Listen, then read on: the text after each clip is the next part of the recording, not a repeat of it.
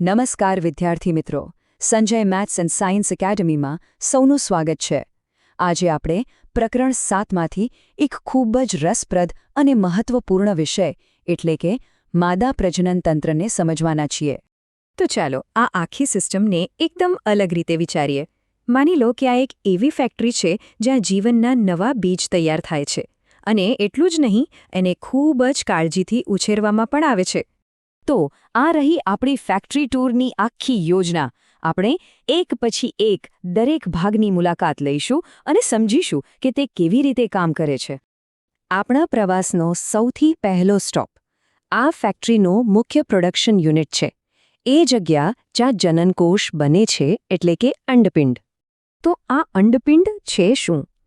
વેલ, તે માદા પ્રજનન તંત્રના સૌથી મુખ્ય અંગો છે. એનું મુખ્ય કામ છે માદા જનનકોષો એટલે કે અંડકોષ અથવા ઈંડા બનાવવાનો. આખી પ્રક્રિયાનો પાયો જ અહીંથી નંખાય છે. અને અહીં એક ખરેખર ખૂબ જ આશ્ચર્યજનક વાત છે. શું કોઈને ખ્યાલ છે કે જન્મ સમયે જ એક છોકરીના અંડાશયમાં હજારો, જી હા, હજારોની સંખ્યામાં અપરિપક્વ અંડકોષો પહેલેથી જ હાજર હોય છે અને પછી યૌવનારંભથી આ અંડકોષો દર મહિને એક પછી એક પરિપક્વ થવાનું શરૂ કરે છે. કમાલની વાત છે નહીં? ઓકે, તો પ્રોડક્શન યુનિટ વિશે તો જાણી લીધું. હવે જોઈએ કે આ તૈયાર થયેલો અંડકોષ આગળ કેવી રીતે વધે છે.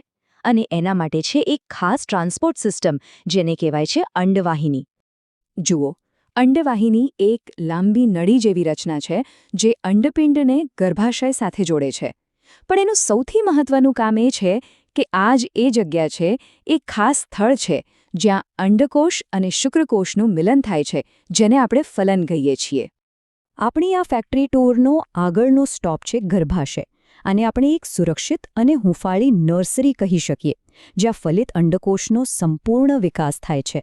ગર્ભાશય, જે દેખાવમાં નાસપતિ જેવું અને એકદમ સ્થિતિસ્થાપક હોય છે, એની દિવાલ દર મહિને જાડી અને લોહીથી ભરપૂર બને છે, જાણે કે કોઈ મહેમાન માટે તૈયારી થતી હોય, જેથી ફલિત અંડકોષ અહીં સ્થાપિત થઈ શકે અને લગભગ 9 મહિના સુધી વિકાસ પામી શકે.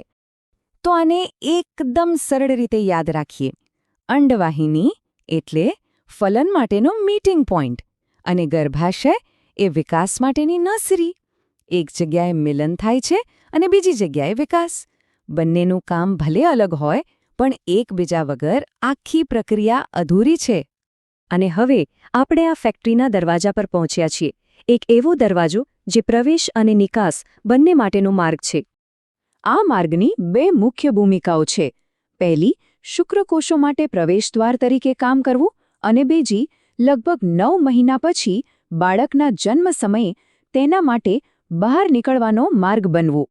તો અત્યાર સુધી આપણે બધા ભાગોને અલગ અલગ સમજ્યા, પણ હવે આ બધા ભાગો ભેગા મળીને કેવી રીતે કામ કરે છે, આખી જીવનયાત્રાનો પ્રવાહ કેવો હોય છે. તો ચાલો હવે એ જ જોઈએ કે જીવનની આ અદ્ભુત સફર સ્ટેપ બાય સ્ટેપ આગળ કેવી રીતે વધે છે. આખી યાત્રા કંઈક આ રીતે ચાલે છે. સૌથી પહેલાં અંડપિંડમાંથી અંડકોષ મુક્ત થાય છે. પછી તે અંડવાહિનીમાં પોતાનો પ્રવાસ શરૂ કરે છે. જો ત્યાં શુક્રકોષ મળે તો ફલન થાય છે. આ ફલિત અંડકોષ ગર્ભાશયની દિવાલ સાથે જોડાય છે અને જરાયુ દ્વારા તેને પોષણ મળવાનું શરૂ થાય છે અને લગભગ 9 મહિનાના વિકાસ બાદ બાળકનો જન્મ થાય છે. તો આપણે જોયું કે આ કોઈ સામાન્ય ફેક્ટરી નથી, પરંતુ એકદમ પરફેક્ટ અને સુવ્યવસ્થિત રીતે કામ કરતું તંત્ર છે. એક એવી સિસ્ટમ જે જીવનને પેઢી દર પેઢી આગળ ધપાવવા માટે અત્યંત જરૂરી છે. આશા છે કે માદા પ્રજનન તંત્ર વિષયની આ સમજ સ્પષ્ટ અને ઉપયોગી રહી હશે. આવા જ બીજા શૈક્ષણિક વિષયોને સરળતાથી સમજવા માટે Sanjay maths and science academy સાથે જોડાયેલા રહો. અને હા, ચેનલને લાઇક, શેર અને સબસ્ક્રાઇબ કરવાનું ભૂલશો નહીં.